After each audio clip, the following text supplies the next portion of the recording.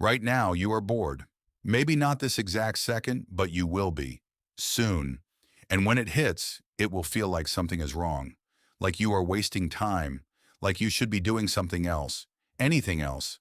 But you cannot quite figure out what. That feeling has a name. And the real story behind it is far stranger than you have been told. Here is what nobody tells you about boredom. It is not a flaw. It is not laziness. It is not a modern problem caused by smartphones or short attention spans.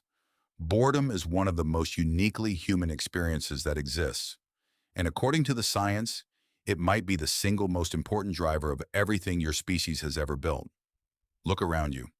Every object in the room you are sitting in right now exists because at some point a human got bored.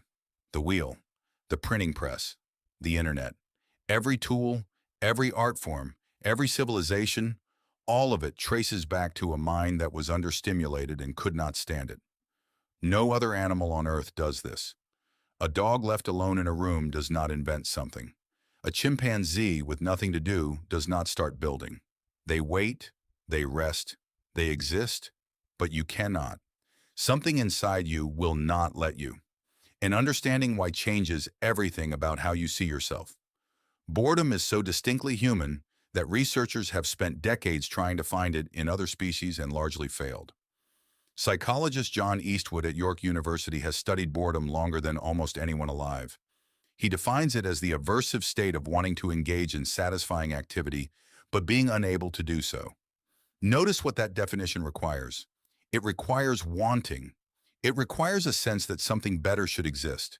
It requires imagination. And imagination, it turns out, is the key to everything. To understand why you get bored, you need to go back roughly 70,000 years. Something happened to the human brain during that period that scientists call the cognitive revolution. Language became more complex. Symbolic thinking emerged. Humans started making art, burying their dead with objects, planning for futures that had not happened yet. The brain developed the ability to simulate, to run internal movies of things that were not real, events that had not occurred, possibilities that did not yet exist. That ability is extraordinary.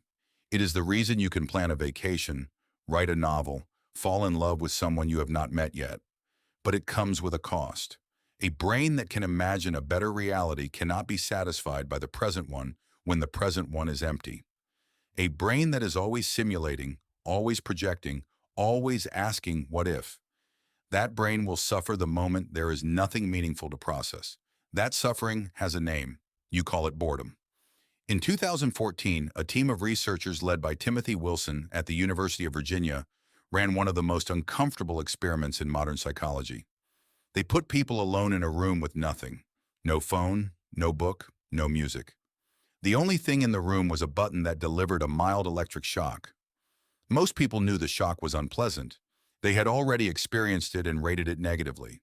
But when left alone with their thoughts for 15 minutes, 67% of men and 25% of women chose to shock themselves rather than sit quietly with nothing to do. They would rather feel pain than feel nothing. Read that again, because that is not a quirk. That is not a few unusual people. That is the baseline human response to an empty mind. Your brain is so desperate for stimulation that it will choose physical discomfort over mental stillness. And that desperation, that absolute inability to tolerate emptiness, is what drove every invention, every exploration, every act of creation your species has ever produced. Think about what boredom actually feels like from the inside. Time slows down. Everything feels flat. There is a restlessness you cannot name, an itch you cannot scratch. Your attention drifts from one thing to the next, never landing. Neuroscientist James Danckert at the University of Waterloo has spent years scanning the brains of bored people and found something fascinating. Boredom does not look like a quiet brain. It looks like a brain in conflict. The regions associated with wanting to act are firing.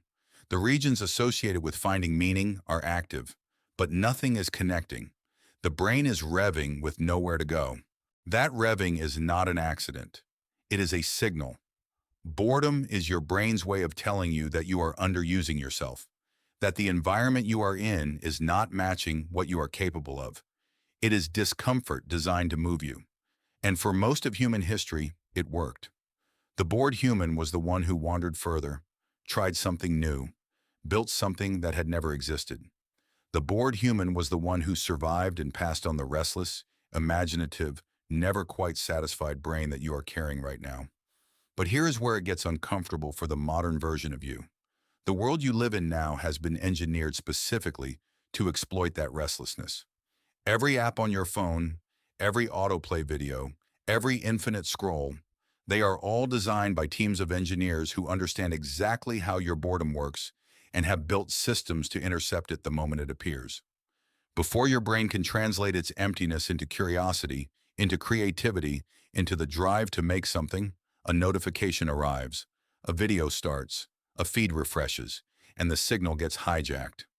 You get the relief of stimulation without the output that boredom was designed to produce. You scratch the itch without building anything. And over time, psychologist Sandy Mann at the University of Central Lancashire argues, this is eroding something important, the capacity to sit with boredom long enough for it to become creative.